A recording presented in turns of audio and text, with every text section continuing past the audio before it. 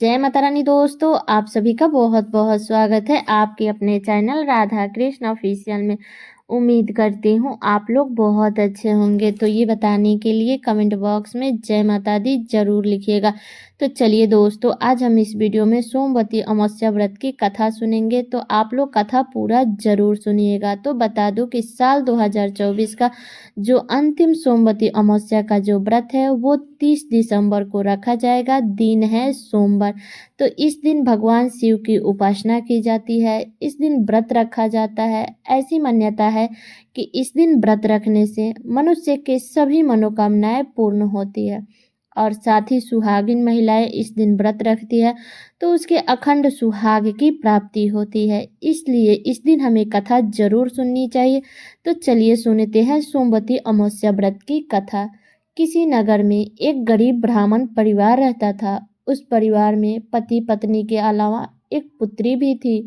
वह पुत्री धीरे धीरे बड़ी होने लगी। उस पुत्री में समय और बढ़ती उम्र के सभी स्त्रीयुक्त गुणों का विकास हो रहा था। वह लड़की बहुत ही सुंदर, संस्कारवान एवं गुणवान थी, किंतु गरीब होने के कारण उसका विवाह नहीं हो पा रहा था। उस ब्राह्मण के घर एक साधु महाराज आए।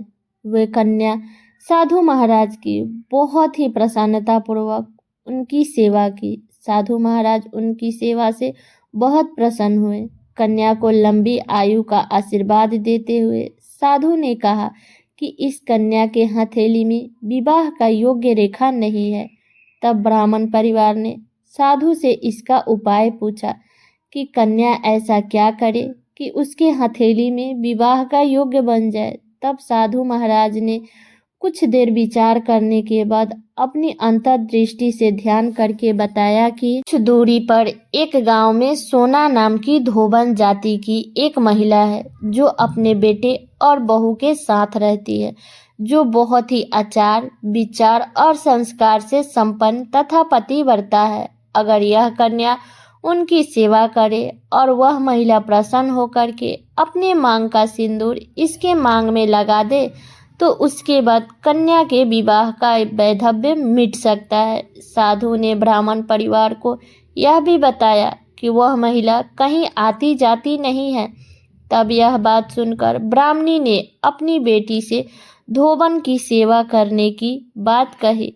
तब कन्या ने अगले दिन सुबह उठी और उठ करके सोना धोबन के घर जाकर साफ सफाई और अन्य सारे कार्य करके अपने घर वापस आ जाती थी।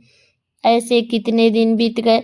तब एक दिन सोना धोबन अपनी बहू से पूछती है, तुम सुबह में सारा काम जल्दी कर लेती हो और पता भी नहीं चलता है। तब बहू बोलती है कि माँ जी, मैं काम नहीं करती हूँ। मुझे लगा कि आप सुबह में उठकर सारा काम कर लेती हैं और मैं तो देर से उठती हूँ।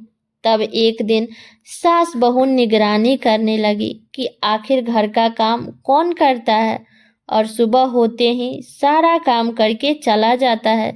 तब कितने दिन के बाद धोबिन ने देखा कि एक कन्या अंधेरे में घर में आती है और सारे काम करने के बाद चली जाती है। जब एक दिन कन्या काम करने के बाद जाने लगी तो सोना धोबन ने उसके पैर पर गिर पड़ी और पूछने लगी कि आप कौन हैं और आप इस तरह से छुप करके मेरे घर के काम क्यों करती है। तब कन्या ने साधु के द्वारा कही गई सारी बात धोबन को बता दी। ना धोबन बड़ी ही पतिव्रता थी। ये सब जान करके सोना धोबन तैयार हो गई। सोना धोबन का पति थोड़ा अस्वस्थ थे।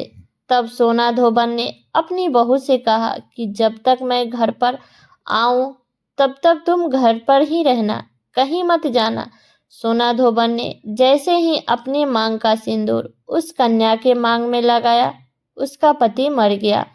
तब सोना धोबन को पता चल गया, क्योंकि सोना धोबन पतिव्रता थी। तब सोना धोबन ने ब्राह्मण के घर से निर्जल ही चल दी, यह सोचकर कि रास्ते में कहीं पीपल का पेड़ मिलेगा तो उसे भौंरी दे करके और परिक्रमा करके ही जल ग्रहण करूंगी।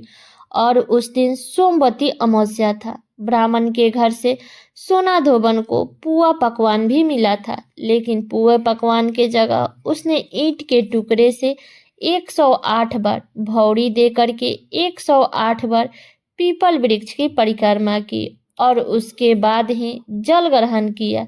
ऐसे करते ही सोना धोबन के मुर्दे पति के शरीर में वापस जान आ गई और सोना धोबन का पति वापस जीवित हो गया। इसलिए सोमवती अमावस्या के दिन से शुरू करके जो व्यक्ति हर अमावस्या के दिन भौरी देता है उसके सुख और सौभाग्य में वृद्धि होता है और पीपल के पेड़ में सभी देवताओं का निवास माना गया है।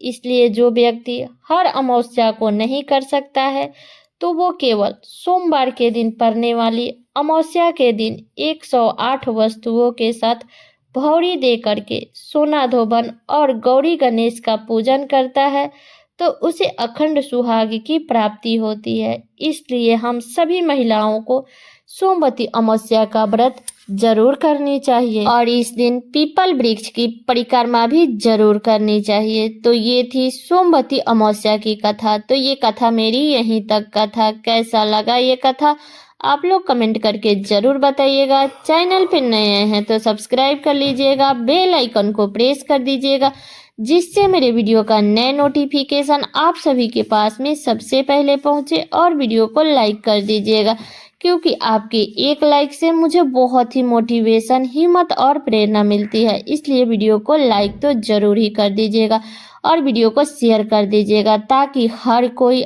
आज सोमवती अमावस्या के दिन इस कथा को सुन सके और उनका भी व्रत पूरा हो सके। तो चलिए दोस्तों, मिलती हूँ अगले वीडियो में किसी नए वीडियो के साथ में। तब तक के लिए नमस्कार।